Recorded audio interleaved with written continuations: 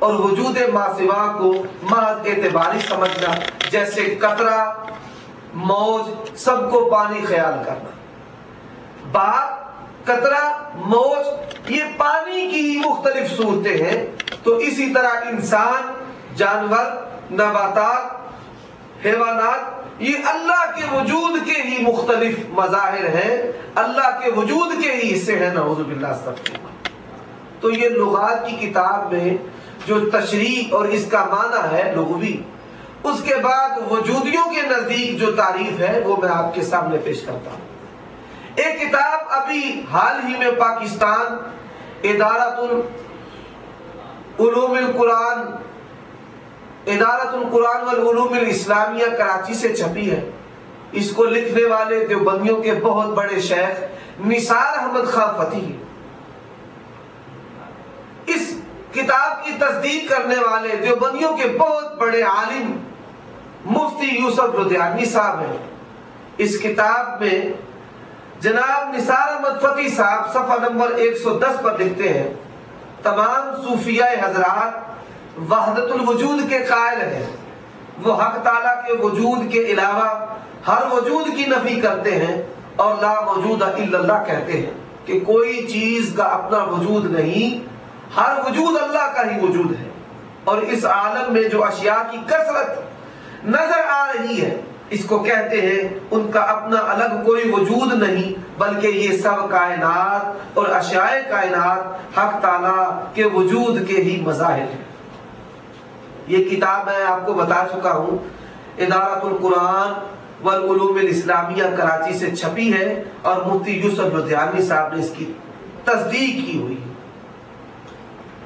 دوسرا حوالہ ہے نثار احمد فتحی صاحب آئینہ سلوک کے صفحہ نمبر 115 پر لکھتے ہیں، شیخ محی الدین ابن عربی کا یہ مسلک ہے کہ اللہ کے سوا ہر چیز معدوم ہے اور وجود صرف ایک ذات باری تعالیٰ کا ہے، اور اس کے علاوہ جو کچھ نظر آتا ہے وہ سب اس کی ذات پاک کا عین ہے، اس کا اپنا الگ کوئی وجود نہیں۔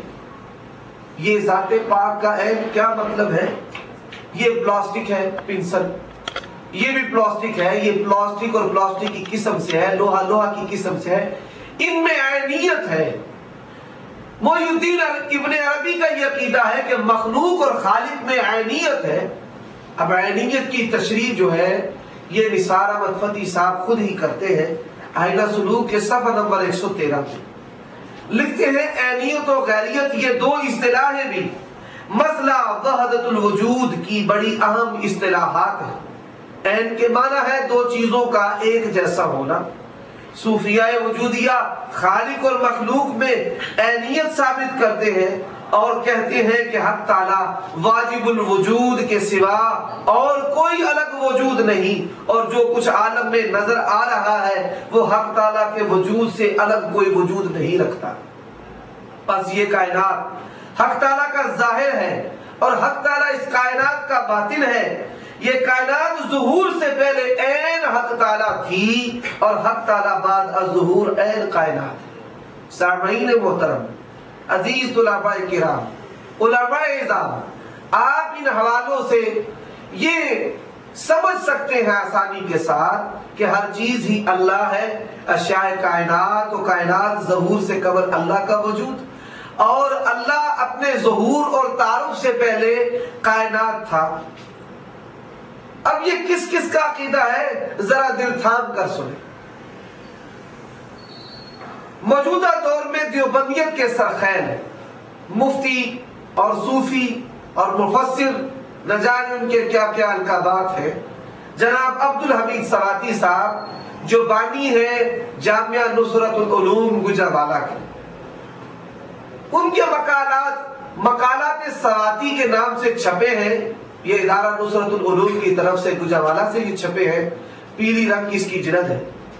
اس میں وہ لکھتے ہیں، علماء دیوبند کے اکابر مولانا محمد قاسم نانوتوی، مولانا حسین احمد مدنی اور دیگر اکابر مسئلہ وحدت الوجود کے قائل تھے، اور حضرت نانوتوی کا رسالہ بھی اس مسئلہ پر موجود ہے، اور متعدد مکاتیب میں بھی اس اصلاح کا ذکر ہے، اور حضرت مولانا حسین احمد مدنی کے مکاتیب میں بھی اس مسئلہ پر بہت کچھ لکھا ہے، اور ان سب کے پیر و مرشد حضرت مولانا حاجی شاہ محمد امداد اللہ مہاجر مکی تو اس مسئلہ میں بہت انہماک اور تیقن رکھتے تھے۔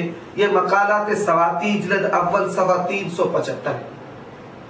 سواتی صاحب مزید لکھتے ہیں، حضرت مولانا عبید اللہ سندھی نے دیوبندی جماعت کے اوصاف و خصوصیات کے سلسلہ میں لکھا ہے، اس جماعت کے امتیازی 3 اوصاف ہیں۔ وہ 3 اوصاف کیا ہیں؟ پہلا وصف ہے وحدت الوجود، دوسرا وصف ہے فقہ حنفی کا التزام، اور تیسرا وصف ترکی خلافت سے اتصال۔ اسی طرح وہ مزید لکھتے ہیں، یہ بات کس قدر افسوسناک ہے اور کس قدر لا علمی کی بات ہے کہ یہ کہا جائے کہ علماء دیوبند وحدت الوجود کے قائل نہ تھے۔ علماء دیوبند اور ان کے مقتداؤ پیشوا حضرات بھی اس مسئلہ کے بڑی شدت کے ساتھ قائل تھے۔ حکیم الامت مولانا شاہ محمد اشرف علی تھانوی صاحب نے متعدد کتابیں اس موضوع پر لکھی ہیں۔ مقالات سواتی ہے، صفحہ نمبر 375 اور 376 ہے، اور اس کی پہلی جلد ہے۔ یہ تو موجودہ دور کے علماء دیوبند کی تحریرات ہیں جو میں نے آپ کو سنائی۔ گزشتہ اکابرین کیا کہتے ہیں وہ بھی سنیں۔ فیض الباری علامہ انور شاہ کشمیری، جن کا جماعت دیوبند میں بہت بڑا مقام ہے، یہ فیض الباری 4 جلد ہے، اور اس کا صفحہ نمبر 428 اور 429 ہے۔ حدیث لا يزال عبدي يتقرب الي بالنوافل حتى كنت سمعه الذي يسمع به، یہ حدیث بخاری کی تشریح کرتے ہوئے وہ کیا لکھتے ہیں؟ لأن قوله كنت سمعه بصيغة المتكلم يدل على أنه لم يبقى من المتقرب بالنوافل إلا جسده وشبهه وصار المتصرف فيه الحضرة الإلهية فحسب، وهو الذي أناه الصوفي بالفناء في الله، أي الانسلاخ عن دعاء نفسه عن دعاء نفسه حتى لا يكون المتصرف فيه إلا هو۔ کہتے ہیں یہ جو كنت سمعه حدیث میں آتا ہے کہ میں اس کے کان بن جاتا ہوں، یہ متکلم کے سیغے کے ساتھ، یہ اس بات پر دلالت کرتے ہیں کہ اس میں الوہیت وہ متصرف ہو جاتی ہے جس کو صوفیہ فنا فی اللہ کہتے ہیں، اور اس میں تصرف کرنے والا صرف وہی ہو جاتا ہے حتی لا یکون المتصرف فیہ الا ہوا، اللہ ہی انسان کے وجود میں تصرف کرتا ہے۔ وفی الحدیث لمحۃ الی وحدۃ الوجود، کہتے ہیں اس حدیث میں اشارہ ہے وحدۃ الوجود کی طرف، اور وحدۃ الوجود میں آپ کو بتا چکا ہوں کہ اہل دیوبند کے نزدیک، تقلیدیوں کے نزدیک وحدۃ الوجود کا جو معنی ہے وہ وحدۃ الوجود ہے۔ شمائم امدادیہ، حاجی امداد اللہ مہاجر مکی کی یہ کتاب ہے، شمائم امدادیہ کا صفحہ نمبر 33، یہ کتاب ہے، اس کا صفحہ نمبر 33 ہے۔ صفحہ نمبر 33 پر وہ لکھتے ہیں مسئلہ وحدۃ الوجود و وحدۃ الموجود، یہ وحدۃ الوجود اور وحدۃ الموجود۔ اور صفحہ نمبر 31 پر ایک سائل نے بھی ان سے سوال کیا کہ وحدۃ الوجود و وحدۃ الموجود، وحدۃ الوجود اور وحدۃ الموجود، اور نثار احمد خان فتحی صاحب کے جو میں نے حوالے آپ کے سامنے پیش کیے ہیں، ان سے بھی یہ بات واضح ہوتی ہے، ان سے بھی یہ بات واضح ہوتی ہے کہ وہ وحدۃ الموجود کے قائل ہے کہ کائنات کی ہر چیز اللہ ہے، کائنات، اشیاء کائنات یہ اللہ ہے۔ اب انور شاہ کشمیری صاحب یہ بات کہنے کے بعد کہ اس حدیث میں وحدۃ الوجود کی طرف اشارہ ہے، کہتے ہیں وَقَانَ مَشَائِخُنَا مُولِعُونَ بِتِلْكَ الْمَسْأَلَةِ إِلَى زَمَنِ الشَّاهِ عَبْدِ الْعَزِيزِ أَمَّا أَنَا فَلَسْتُ بِمُتَشَدِّدٍ فِيهَا۔ ہمارے شیوخ اکابرین دیوبند، ہمارے اکابر جو ہیں وہ شاہ عبد العزیز دہلوی کے زمانہ تک اس مسئلہ کے بڑے دلدادہ تھے، اس مسئلہ کو تسلیم کرنے والے تھے۔